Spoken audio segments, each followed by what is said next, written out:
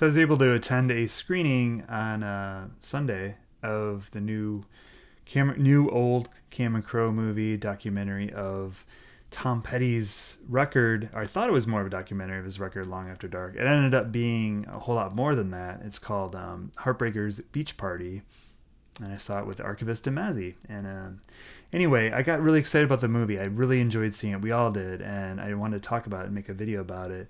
And along with that, I wanted to talk loosely about Long After Dark. I don't know the ins and outs of the new reissue that has the bonus material. I've streamed it a couple times, but I've really fallen in love with the actual album, which is Long After Dark. And you can see I got it for 33 cents.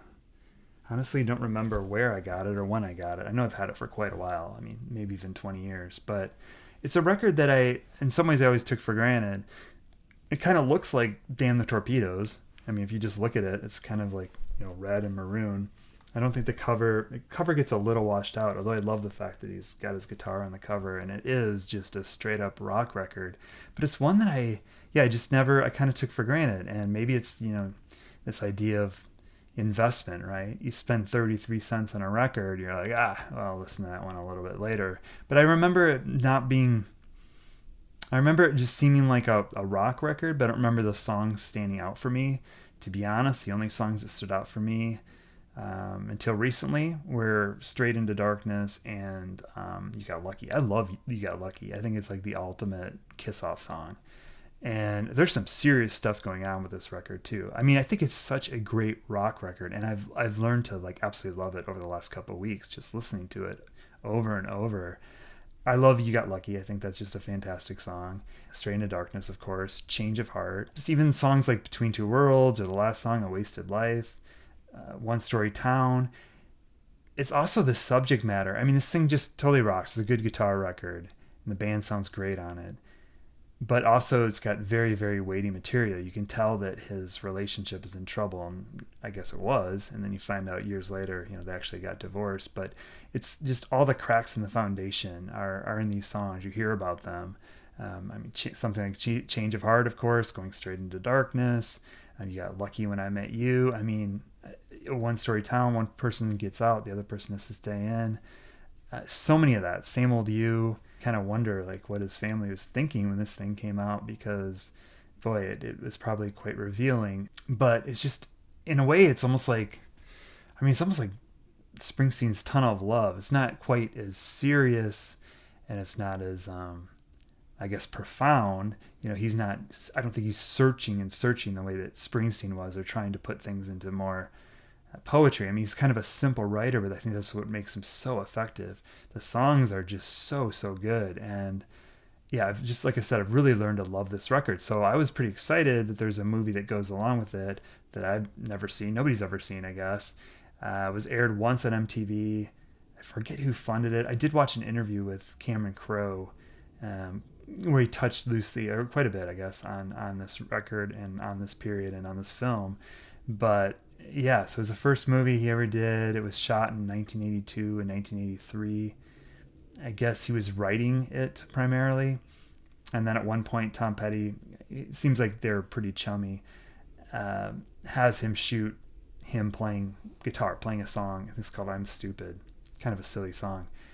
And then I guess at the end of it, I guess Cameron Crowe's like falling in love with what he's seeing. The fact that he's looking through this camera and he's capturing something. He knows other people are going to see it.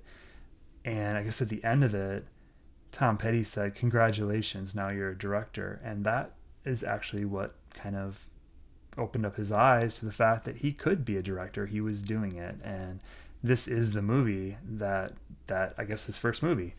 I don't know who originally was going to direct it and all that stuff, but I thought that it would be more, I mean, just by the title, right? It's like Heartbreakers Beach Party. It sounds like an Elvis Presley film, which I think was kind of probably intentional. He grew up with Elvis. He had met him at a young age when he came and shot a movie near where he lived. But yeah, I thought this was going to be a much looser film than it was. It really was.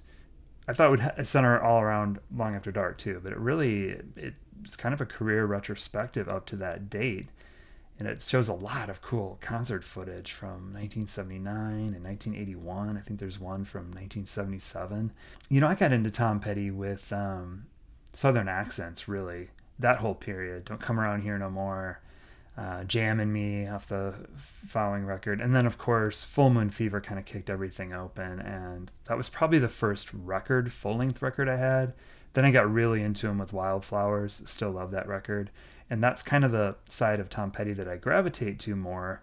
Although in the last 10 years, I've discovered Damn the Torpedoes. Of course, I knew those songs, but actually discovered the album itself and all the amazing songs that weren't the hits, like Louisiana Rain, and learned to really like that. Learned to love Hard Promises, the first record. I still don't really know You're Gonna Get It that well. I need to find that one on vinyl. I thought between my girlfriend and I that we had that one. It turns out we don't. But it's been really cool getting into Long After Dark and just really, really liking it. But yeah, I was kind of amazed at how good this movie was. What a great picture into Tom Petty it was, in the band and the individual personalities. You see them recording some stuff. They're in the studio. You see those live clips. You see interviews. A lot of it centers around the filming of the You Got Lucky video, which Tom Petty was like heavily involved in. He co-wrote the script, and it was very scripted. Although it just kind of seems like dude's just hanging out in the desert in some futuristic Mad Max thing, which I guess it was, but the fact it did have like a detailed script to it. But a lot of the interviews are done either in footage, either going to the shoot on the bus, or everybody kind of dressed up for the shoot and just standing around in this desert.